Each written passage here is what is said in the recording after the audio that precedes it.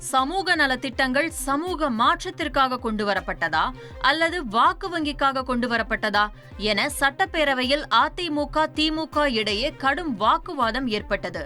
அதிமுக உறுப்பினர் KP முனுசாமி பேசும்போது மகளிர் உரிமை தொகை திட்டம் வாக்கு வங்கிக்காக கொண்டு வரப்பட்டதா என்று கேள்வி எழுப்பினார். அதற்கு பதிலளித்து பேசிய முதல்வர் ஸ்டாலின், காலை உணவு திட்டம், இலங்கை தமிழர்களுக்கான திட்டங்களும் வாக்கு வங்கிக்காக கொண்டு வரப்பட்டதா என்று பதில் கேள்வி எழுப்பினார். அதைத் தொடர்ந்து மடிக்கணினி திட்டத்தை நிறுத்தியது யார் என்பதில் முதல்வருக்கும் எடப்பாடி பழனிசாமிக்கும் இடையே வாக்குவாதம் நடந்தது.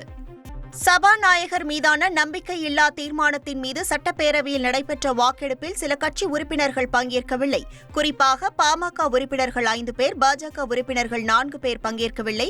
அதேபோல் அதிமுக MLA-க்கள் அமுல் கந்தசாமி, இசக்கி சுப்பையா, தனபால் ஆகியோரும், திமுக MLA-க்கள் வசந்தம் கார்த்திகேயன், லால்குடி சவுந்தரபாண்டியன் மற்றும் அமைச்சர் காந்தி ஆகியோரும் வாக்கெடுப்பில் கலந்து கொள்ளவில்லை என தகவல் வெளியாகியுள்ளது.